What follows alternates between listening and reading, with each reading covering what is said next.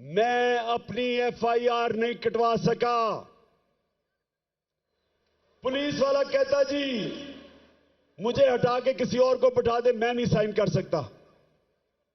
इतना खौफ है,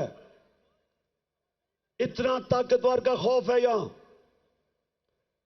मेरे पाकिस्तानियों, ये मेरी सुनने बात, जिसकी वजह से आज मैं आपके पास पहुंचा हूं, और आसान नहीं था फिर भी इस टांग के साथ पहुंचना। लेकिन मैं आपको एक बात बताना चाहता हूं।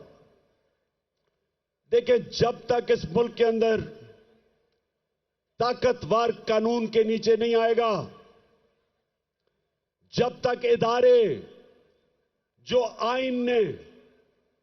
आईन ने उनको लिमिट्स दी हुई हैं, दायरा दिया हुआ है, उस दायरे के अंदर रह के काम नहीं करेंगे, जब तक इदारे अपनी जिम्मेदारियां नहीं पूरी करेंगे, और मैं सब इदारों की बात कर रहा हूं, मैं अपनी अदलिया की बात कर रहा हूं, मैं अपनी मिलिट्री एस्टेब्लिशमेंट की बात कर रहा हूं, जो आपकी ये आज तनकीद नहीं कर रहा वो मुल्क का दुश्मन है।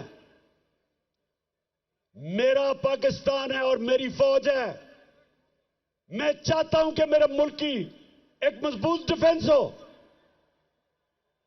मैं गुलामी, बार बार कहता हूं कि गुलामी से बेहतर मौत है, और अगर आपकी फौज मजबूत नहीं होगी, आपकी अगर फौज मजबूत नहीं होगी, तो मुसलमान दुनिया में देख लें क्या हालात है मुसलमान मुल्कों के आज।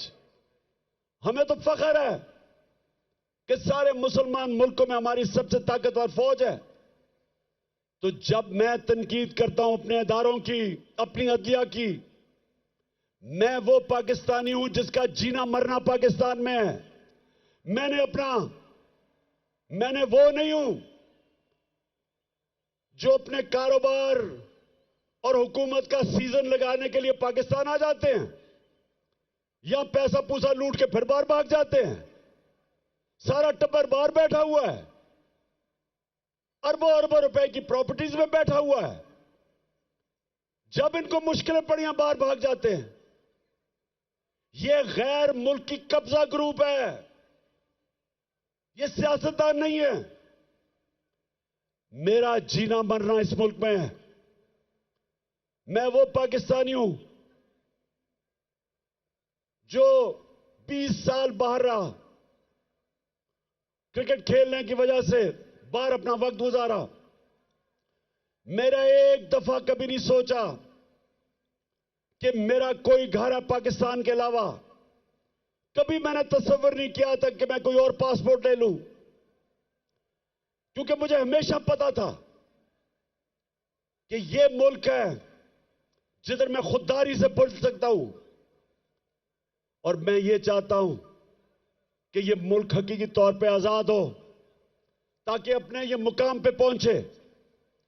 मैं अपने आखिरी खून के तप्पे कतरे तक